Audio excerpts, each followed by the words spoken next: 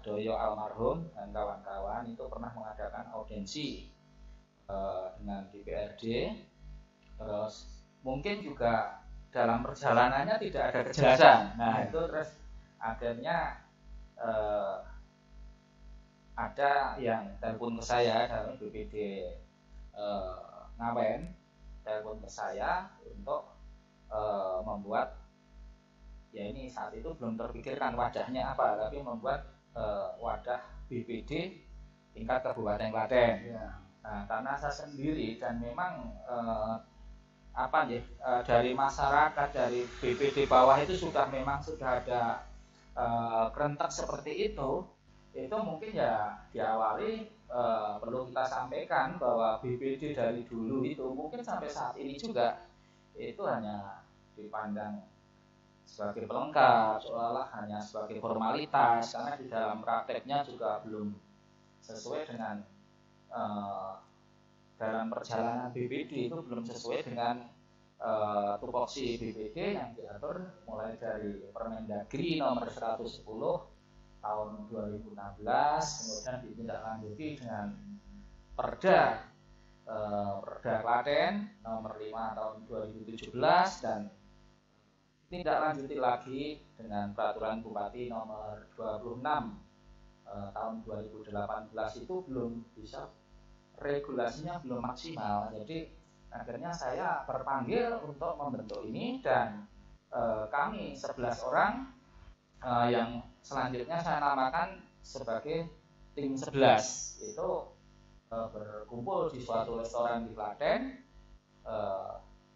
sama-sama satu tujuan, satu tekad untuk membentuk wadah BPD tingkat kabupaten. Dan akhirnya kebetulan juga saya diamanahkan sebagai ketua, dan akhirnya dalam hitungan minggu alhamdulillah terrealisasi terbentuk wadah BPD Kabupaten Klaten dengan nama Forum Komunikasi Badan Permusyawaratan Desa atau yang disingkat FKBPD Kabupaten Klaten, dan sudah resmi terdaftar di Kesbangpol, punya SK Kemenkumham, dan lainnya sudah organisasi yang betul-betul sudah legal dan diakui negara FKBPD ini.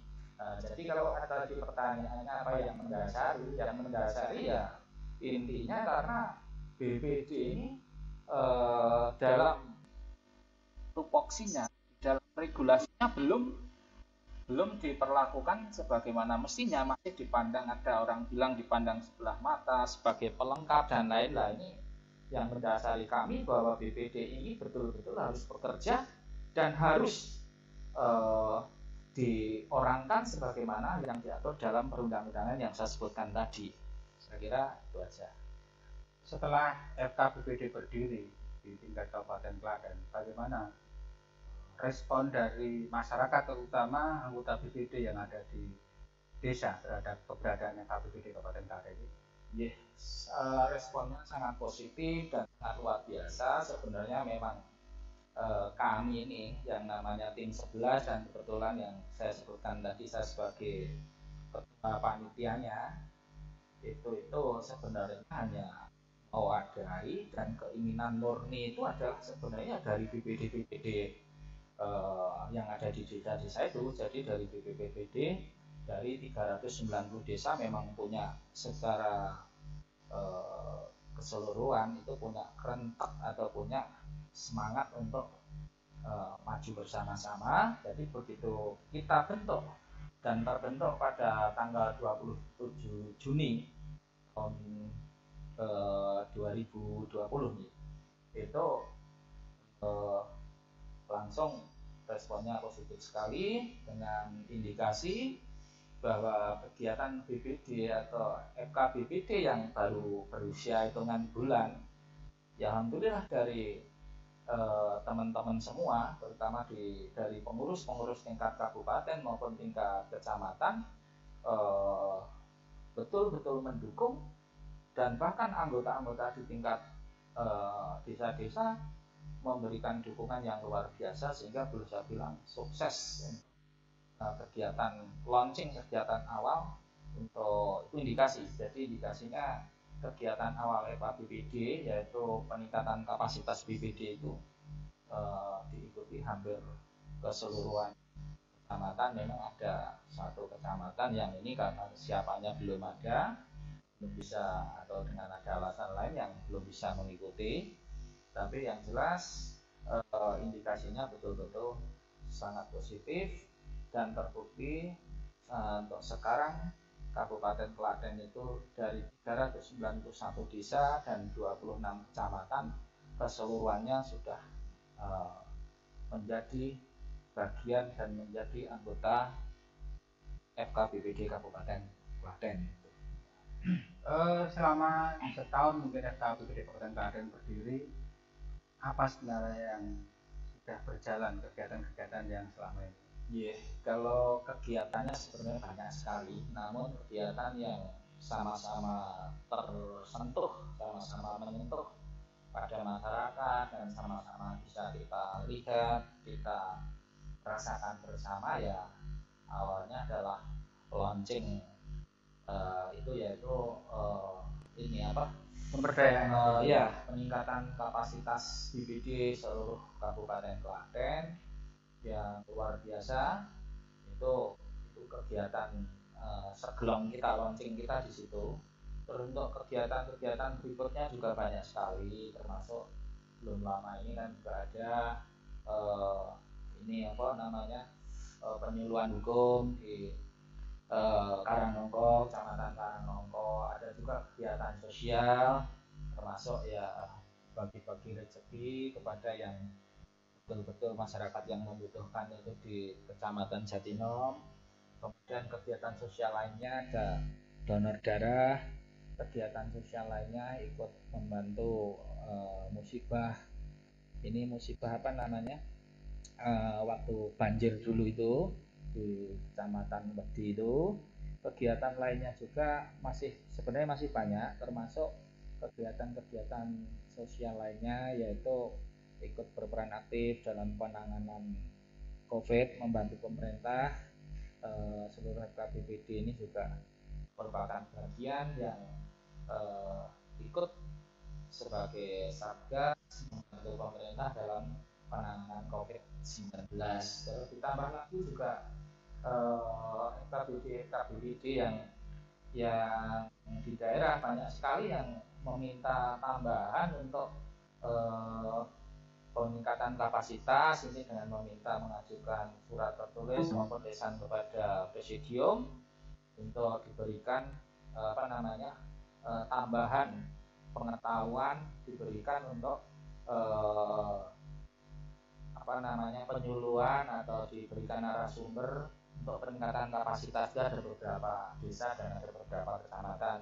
Bahwa perlu saya sampaikan juga, beberapa hari yang lalu, kalau nggak salah 2 hari yang lalu, teman akrab saya, teman baik saya sekelas waktu SMA, yaitu Pak Haryanto yang menjabat Sekdam di Kecamatan Juwiring, juga telepon ke saya. Intinya menanyakan insya Allah untuk desa mana saya lupa, di Kecamatan Juwiring itu mau mengadakan peningkatan kapasitas lagi, menanyakan narasumbernya kepada kami. Terus oke, kita siap bekerjasama. Nanti apabila ada desa-desa atau kecamatan yang ingin meningkatkan kapasitasnya atau pengetahuannya atau pendidikannya, pencerahan terhadap apa itu tupoksi BPD dan lain-lain, termasuk perdes dan lain-lain, itu bisa menghubungi kami dan akan kami bantu. Kami ambilkan sesuai dengan bidang keahlian dari FKBPD. Karena perlu saya sampaikan, kami sudah mengadakan semacam evaluasi walaupun tidak formal, bahwa di FKBPD ini alhamdulillah luar biasa. Karena apa? Orang-orang yang duduk di kepengurusan FKBPD ini sangat lengkap sekali, lengkap dari disiplin ilmunya, lengkap dari profesinya. Ada yang dari akademisi, ada yang dari praktisi, ada yang dari businessman, ada yang juga dari mantan government seperti mantan inspektorat DIY. Ada juga yang dari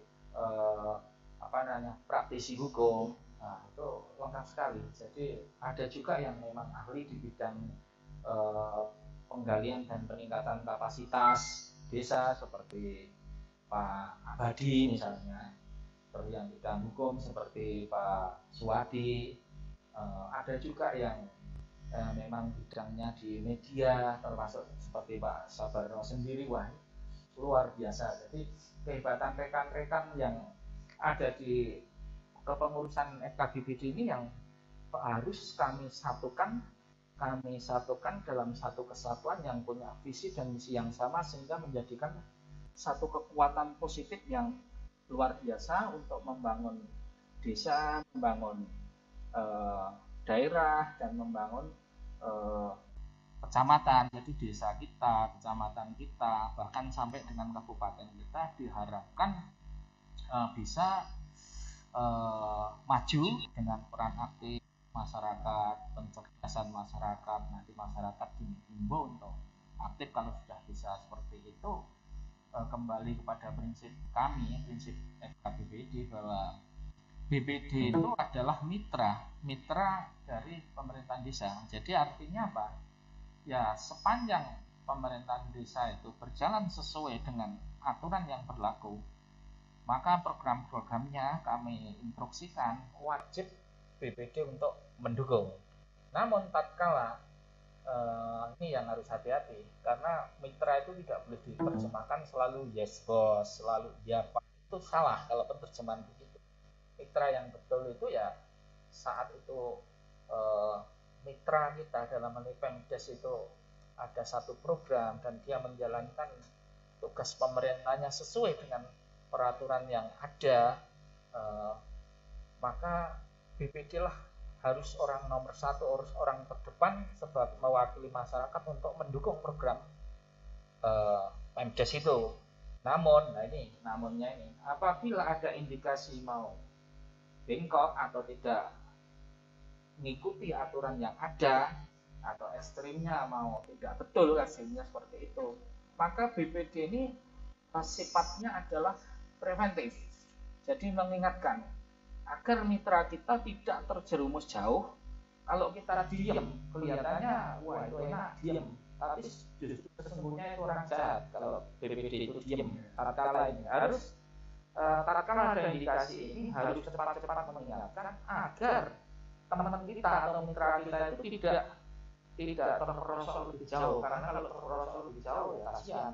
BPD sudah banyak sekali, tidak perlu saya sebutkan satu persatu, artinya harus berurusan dengan hukum, karena kita tidak menginginkan mitra kita berurusan dengan hukum, seperti itu Pak.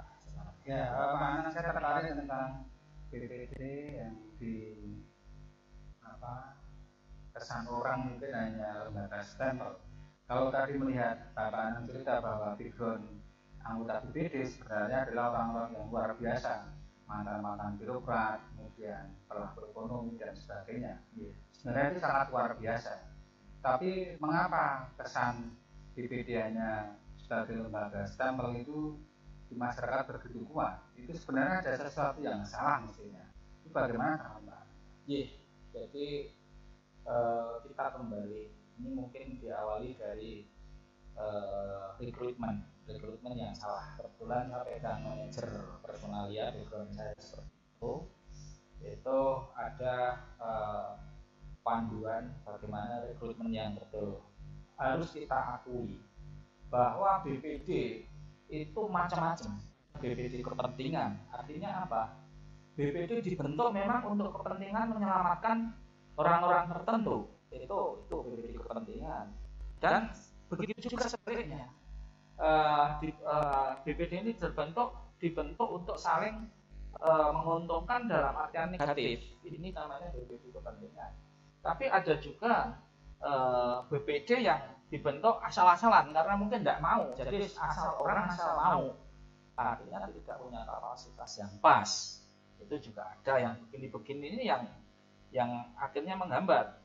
Yang paling bagus yang bagaimana? Yang BPD yang betul-betul punya kompatibel, punya kapasitas yang bagus, dipilih dengan cara yang betul, terus punya persyaratan yang tepat, dan dia memang betul-betul punya attitude dan punya niat yang betul-betul ingin menjadi BPD. Harus kita akui bahwa BPD ini saya sampaikan berulang kali, sosoknya atau badannya BPD, tapi belum tentu jiwanya itu di BPD banyak seperti itu. Itu walaupun saya tidak bisa buka satu persatu dan itu kurang etis, memang di dalam perjalanannya. Saya barusan kemarin dapat masukan dari masyarakat juga, tapi bukan masyarakat saya, itu yang keperusahaan saya ini nanti katanya juga ada semacam proyek fiktif, kerjasama tidak baik antara BPD dengan Pemdes dan lain-lain. Itu nanti juga pelan-pelan akan saya pelajari lah hal-hal yang seperti itu ya.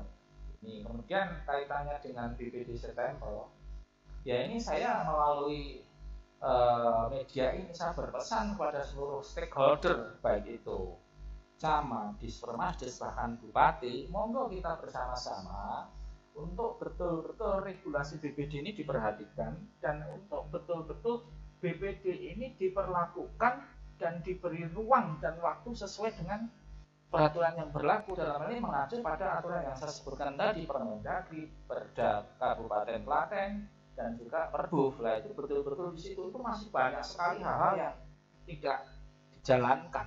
Nah itu harus kita seluruh stakeholder, terutama dari pimpinan-pimpinan di tingkat atas, dalam hal ini tingkat kecamatan, tingkat ini kan birokrasi itu kan ada ininya, ada sistem komandonya. Itu monggo lah saya minta kepada birokrat, kepada eksekutif daerah, Pemkab Kabupaten Klaten, dan juga kepada camat, berilah regulasi untuk BPD itu yang seluas-luasnya, yang tetap acuannya adalah aturan yang inilah. Tadi kaitannya dengan BPD Setempel, banyak sekali laporan ke saya bahwa BPD itu